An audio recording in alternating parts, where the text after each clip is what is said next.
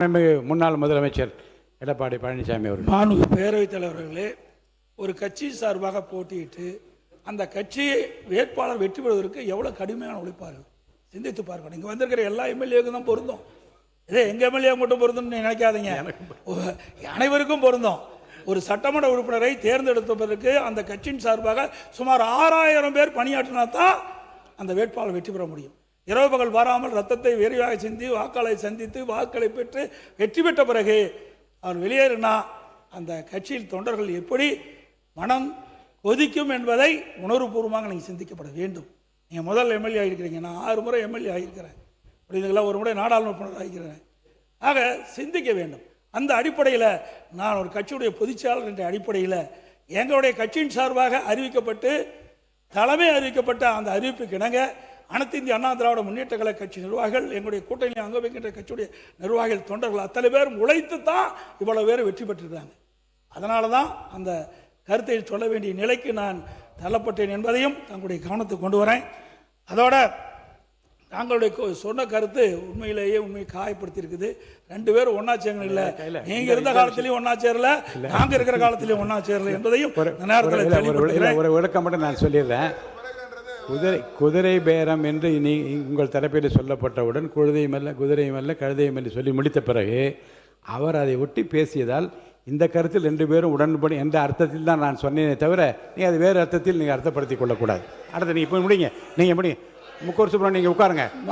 உங்கள் தலைவர் பேசும்போது நீங்கள் குறுக்க பேசாதீங்க, உட்காருங்க. 17 புரட்சித் தலைவி அம்மாவுடைய ஆட்சிக்கு எங்களுக்கும் உடன்பாடு உண்டு.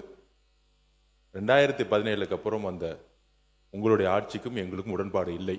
அது ஏனென்றால் உண்மையான அதிமுக கிடையாது, அது அம்மாவுடைய அதிமுக கிடையாது. நீங்க சொல்லும்போது இருங்க, உட்காருங்க. குதிரை பேரம்னு சொல்றதுக்கு நான் விளக்கம் கொடுக்கணும். அம்மாவோட அதிமுக இருக்கிற வரைக்கும் நீட் கொண்டு வரப்படவில்லை, ஜிஎஸ்டி கொண்டு வரப்படவில்லை, சிஏஏ கொண்டப்படவில்லை, சிஏஏ கொண்டு வரப்படவில்லை. உங்களுடைய ஆட்சியில் தமிழகத்தினுடைய நலனுக்கு எதிராக டெல்லியுடன் சரண்டர் ஆனீங்க நீங்க. அதனால்தான் எங்களோட முதலமைச்சர் நீத்து போன அதிமுக சொன்னார். அதனால உங்கள் மீது நம்பிக்கை இருந்தால் சட்டமன்ற உறுப்பினர்கள் ரிசைன் பண்ணி தமிழக வெற்றி கழகத்தில் சேர வேண்டிய அவசியம் இல்லை. உங்கள் தலைமை மீது அதிமுக தொண்டர்கள் முழுவதுமாக விலகியதால் தான் தமிழக வெற்றி கழகம் உண்மையான புரட்சி தலைவர் எம்ஜிஆருடைய விசுவாசிகளும் அம்மாவோட விசுவாசிகளும் இன்றைக்கு தமிழக வெற்றி கழகத்தில் இணைந்து பணியாற்றிட்டு இருக்கார்கள். அதனால உங்களுடைய வார்த்தைகள் குதிரை பேரம் சொல்வது என்பது தவறு. கிட்டத்தட்ட 40 நிமிடம் பேசிக் கொண்டிருந்தார் முன்னாள் முதலமைச்சர் அவர்கள். நாங்கள் எதுவும் பேசவில்லை. ராஜினாமா செய்ய வேண்டியது அரசியலமைப்பின்படி எல்லோருக்கும் உரிமை இருக்கிறது. ஒரு கட்சி தலைமை மீது நம்பிக்கை இழக்கும் பொழுது முன்னாள் அமைச்சர்களும் சரி எம்எல்ஏக்கும் சரி விலகி மாற்று கட்சிக்கு சேருவது இயல்பு. அதனால் அவையில் தேவையில்லாமல் சில வார்த்தைகளை சொல்லக்கூடாது எங்களுடைய தாழ்மையான வேண்டுகோள்.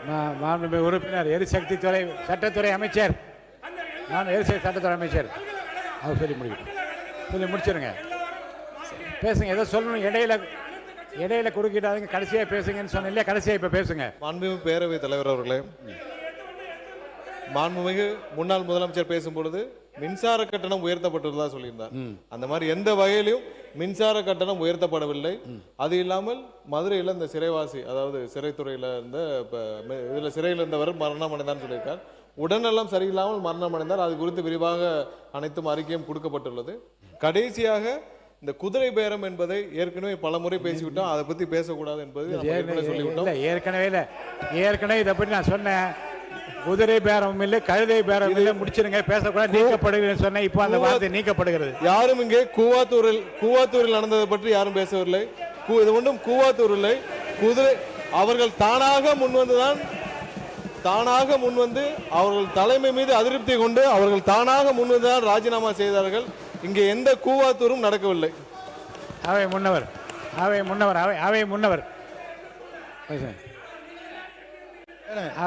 சொல்லுங்க. அவை முன்னவர் பேசுங்க.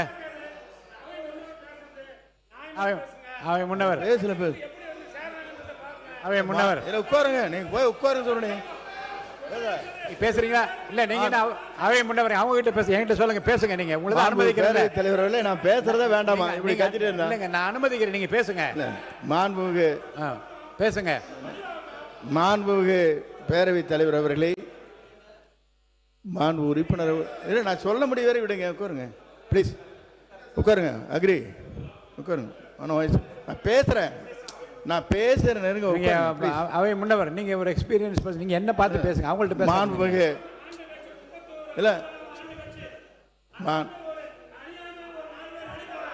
இல்ல மாண்புமிகு இல்ல இல்ல இல்ல மாண்பு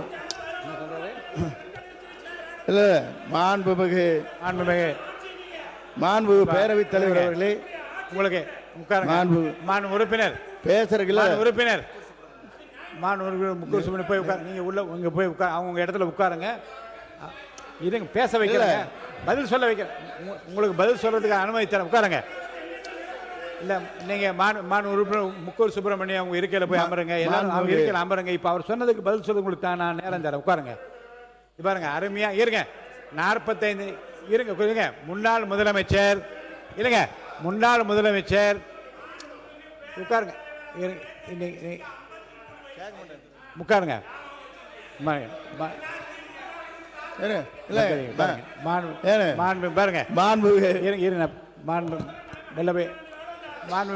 முக்கூர் சுப்பிரமணியம் போய் உட்காருங்க. உட்காருங்க.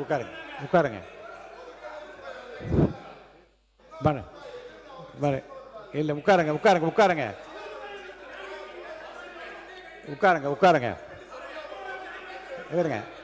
இருங்க. வரிசையா கோர்வையாக இருங்க. உட்காருங்க.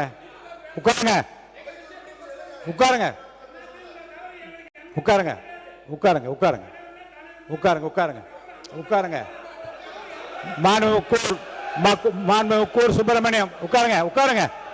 மாண்புமிகு உறுப்பினர் முக்கூர் சுப்பிரமணியம் எச்சரிக்கிறேன், உங்க இடத்துல போய் உட்காருங்க. சொல்றேன். இருங்க, கேட்கறேங்க. ஒரு அர்த்தம் இருங்க, கேட்கறேன். உட்காருங்க. நான் முடிவு சொல்லிட்டு நான் உட்காருங்க. நான் சொல்றேன். உட்காருங்க. ஒரு 45 நிமிடம் ரொம்ப அருமையா அவருக்கு தெரிந்த கருத்துக்களை, அவர்கள் ஆட்சியில் செய்த சாதனைகள் எல்லாம் விளக்கமாக சொன்னார். அதிகமான குறுக்கீடு இல்லாமல் தான் இருந்தது. ஆனால் கடைசியில் முடிக்கிற போது கடைசியாக சொன்ன அந்த கடைசி பத்தியில் சொன்ன அந்த செய்திகள் தான் எதிர்த்தரப்பில் இருக்கின்றவர்களை, ஆளுங்கட்சி தரப்பில் இருக்கிறவர்களை பேசும்படி அழைத்திருக்கிறது. அதில் இந்த குதிரை பேரம் என்பதை பற்றி ஏற்கனவே நீங்கள் முதல் தொடரில் பேசுகிற போது நான் சொன்னேன், குதிரை பேரம் கழுதை பேரம் என்பதையெல்லாம் பேசக்கூடாதுன்னு அவை கூப்பிட்டு நீக்கினேன். மீண்டும் அதே வார்த்தையை சொன்ன காரணத்தினால உட்காருங்க.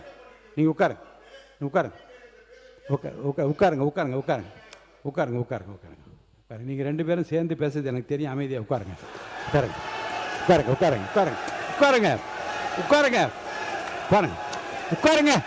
உட்காருங்க சார். பின்ன இதில் பேசுறதா? அப்போ உட்காருங்க சார். நான் விளக்கம் சொல்றேன். உட்காருங்க. இந்த வார்த்தைக்கு என்ன பண்றீங்க? உட்காருங்க.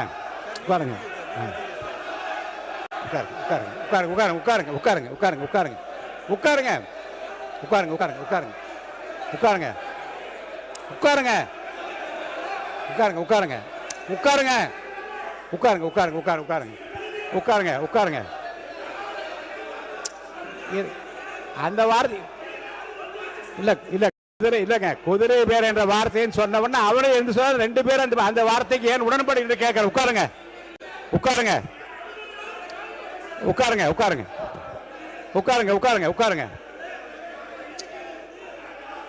பாருங்க, அனைத்து இந்திய அண்ணா இருங்க, உட்காருங்க.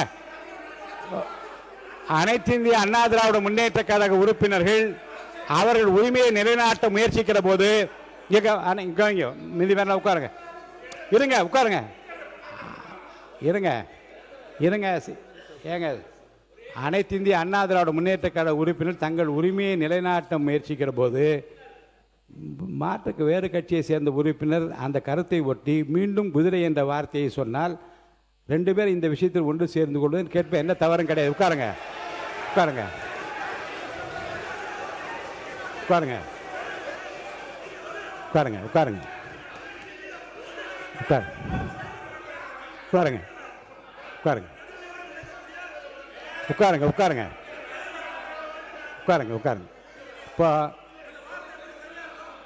இப்போ வாங்க, மாநில உறுப்பினர் பேசுங்க, பேசுங்க, மாநில உறுப்பினர் பேசுங்க. மாண்புமிகு எதிர்கட்சி கொறடா, எதிர்கட்சி கொறடா பேசுங்க. மாண்புமிகு பேரவைத் தலைவர்களே, உட்காருங்க. நம்முடைய முன்னாள் முதலமைச்சர் நீங்கள் சொன்ன மாதிரி சிறப்பாக பேசிக்கொண்டார். நம்ம எல்லாமே அவருடைய பேச்சை கவனித்து கொண்டு தான் இருந்தோம். கடைசியாக இறுதியாக ஒரு கருத்தை சொல்லுகிற பொழுது மாண்புமிகு அமைச்சர் பெருமக்கள் இருந்து அதற்குரிய விளக்கங்கள் என்ற பேரில் சிலர்கள்லாம் சொன்னார்கள். அது அவர்களுக்கு ஆத்திரத்தை மூட்டுகிற அளவுக்கு அந்த நிகழ்வு இங்கே நடைபெற்று விட்டது. அதற்காக நீங்கள் ஒரு நடுநிலையாக ஏதோ ஒரு தீர்ப்பு சொல்வதற்காகத்தான் அமைதிப்படுத்திக் கொண்டிருக்கிறீர்கள். உங்களுக்கு சப்போர்ட் பண்ண வேண்டும் என்ற அந்த அடிப்படையில் தான் எங்களுடைய உறுப்பினர் என்ன சொன்னார்னா, இந்த கழுதை குதிரை என்ற பேரில் ஏற்கனவே வழக்கு மன்றத்திலே வழக்கு நடைபெற்றுக் கொண்டிருக்கிறது, அது ஒன்றும் தவறான என்று அவர் சொன்னார். அவ்வளோதான். நீங்கள் அதுக்காக அவருக்கு நீங்கள் ரூலிங் கொடுக்கலாம். இல்லை நீங்கள் அதை சொல்லான்னு சொல்லலாம். நாங்கள் 2 பேரும் ஒன்றா சேர்ந்து கொண்டுன்னு ஒன்று சொன்னீங்க பாருங்கள், அது மாதிரி இல்லை, அது மாதிரி கிடையாது. அந்த அவசியம் எங்களுக்கு தேவையில்லை. அது எங்களுக்கு தேவையில்லாத ஒன்று. இல்லை இல்லை, நான் சொல்ல விரும்பியதும் நான் சொல்ல வந்ததும் இல்லை. குதிரை என்று சொன்ன உடனே 2 பேரும் ஒன்றாக சேர்ந்து என்று தான் நான் சொன்னேன். பேரவைத் தலைவர், உங்களுடைய பேச்சுக்கு உள்நோக்கம் கற்பிக்க வேண்டிய அவசியம் எங்களுக்கு இல்லை. அது செய்யவும் மாட்டோம். இல்லை, உள்நோக்கம் இல்லை, இல்லை, அது செய்யவும் மாட்டோம் நாங்கள். ஆனால் என்னன்னா, நாங்கள் எதிர்க்கட்சி என்ற அடிப்படையில் தான் எங்களுக்கு அந்தஸ்தெல்லாம் கொடுத்து எங்களுக்கு எதிர்க்கட்சி என்று வைத்திருக்கிறீர்கள். உங்களுடைய பேச்சை முழுமையாக நடுநிலையாக நீங்கள் நடத்தி கொண்டிருப்பது தான் எங்களுக்கு இருக்கிற பாதுகாப்பை. அவருக்கு பதில் சொல்ல வேண்டும் என்ற அடிப்படையில் ஏதோ ஒரு நிலையாற்றில் எப்படி நீங்கள் சொல்லிட்டீங்க. அதனால் அது அப்படியல்ல. நாங்கள் வேற கட்சி, அவங்க வேற கட்சி, அவங்க ஆண்ட கட்சி, நாங்களும் ஆண்ட கட்சி. அடுத்த முறை ஆடலான்னு நாங்கள்லாம் திட்டம் போட்டிருக்கிற கட்சி எங்கள் கட்சி. அடுத்த முறை நாங்கள் தான் ஆடணுன்ற திட்டம் போட்டு கொண்டிருக்கிற கட்சி. இப்படிப்பட்ட நிலையில் அவங்களுடைய பிரச்சனையை நீங்கள் தீர்ப்பதற்குத்தான் வேண்டிய முயற்சி செய்யணும் மொழிய அந்த குற்றச்சாட்டு நாங்கள் இல்லை. அது மாதிரி நாங்களும் ஒன்றா இல்லை. மாநில பள்ளிக்கல்வித்துறை அமைச்சர் அவர்கள், மாநில பள்ளிக்கல்வித்துறை முடிச்சிருங்க, முடிச்சிருங்க. மாண்புமிகு பேரவைத் தலைவர் அவர்களே, உண்மையிலேயே தமிழக சட்டமன்ற வரலாற்றை புரட்டி பார்க்கிற பொழுது நமக்கு கிடைத்திருக்கக்கூடிய பேரவைத் தலைவர் என்பவர் முதல் முறை ஆட்சியினுடைய தினசரி தகவல்களை நேரலையில் தருபவர் மட்டுமல்ல, முழுமையான நேரலை முதல் முறையாக வரலாற்றிலேயே உங்கள் மூலமாக தான் சென்று கொண்டிருக்கிறது. 2 கிட்டத்தட்ட 40 மணித்துளிகள் மதிப்பிற்குரிய முன்னாள் முதல்வர் அண்ணன் எடப்பாடியார் அவர்கள் பேசுகிற பொழுது அத்தனை கருத்துகளும் எதிர்கருத்துகள் இருந்த போது கூட அதை அதிகம் இடைச்சல்கள் செய்யாது முழுமையாக கேட்டு முடித்து, அதன் பிறகு இறுதியில் அவர் சொல்லக்கூடிய சில கருத்துக்கள் மீது அவரே சொன்னார், இது கேட்கும்போது கஷ்டமா இருக்கும்னு. அந்த கருத்துக்களுக்கான எதிர்வினையாக இங்க பேசும்போது கூட ஒவ்வொரு கட்சிக்கும் ஒவ்வொரு உறுப்பினர்களுக்கும், ஆளுங்கட்சி மட்டும் பேசாது, எதிர்கட்சி சகல கட்சி உறுப்பினர்களுக்கும் நியாயமான, உண்மையிலே அவர்களுக்கு தேவையான நேரத்தை ஒதுக்குவதையும் முதல் முறையாக வரலாற்றிலே இப்படி ஒரு பேரவைத் தலைவர் கிடைத்திருப்பது எங்களுக்கெல்லாம் ஒரு மிகப்பெரிய பொக்கிஷம். ஆனால் எங்களை போன்ற வளர்ந்து வரக்கூடிய இளம் தலைமுறையை சார்ந்தவர்கள், இங்க இருக்கக்கூடிய அத்தனை பேருமே மூத்தவர்கள், அண்ணன் சுப்பிரமணியனர்லாம் மூத்தவர், இங்க இருக்கவங்க எல்லோருமே பல தேர்தல்களை பார்த்தவர்கள். அவர்களை காட்டி எங்களுடைய தம்பிகளுக்கும் தங்கைகளுக்கும் நாங்கள் இப்படி இருக்கணும், டெக்கோரம் இப்படி இருக்கணும் சொல்ல வேண்டிய நேரத்தில் பேரவைத் தலைவர் எழுந்து நின்றால் அனைவரும் அமர்ந்து விட வேண்டும். உங்களுக்கு தெரியாத மரபல்ல. நீங்கள் எழுந்து நின்ற பின்பும், நீங்கள் பலமுறை சொன்ன பின்பும் அப்படி கூச்சலிடுவதோ நடு மன்றத்திற்கு வருவதோ ஏற்புடையதல்ல. கருத்தை கருத்தால் எதிர்கொள்வோம். நீங்கள் சொல்லக்கூடிய விமர்சனத்தில் ஆக்கப்பூர்வமான விமர்சனங்கள் இருந்தால் அதை முதலில் செவிமடுத்து அதை செயல்படுத்து என சொல்லக்கூடிய தலைவர் தான் எங்களுடைய மாண்புமிகு முதல்வர். நீங்கள் பேசுகிற பேச்சில் ரசிக்கும்படியான பேச்சு இருந்தால் அதை பாராட்டக்கூடிய முதல் ஆளாகவும் தமிழக வெற்றி கழகம் தான் இருக்கும். எனவே ஆக்கப்பூர்வமாக, ஆரோக்கியமாக கருத்தை கருத்தால் எதிர்கொள்வோம் என்பதை உங்கள் மூலமாக தெரிவித்துக் கொள்கிறேன்.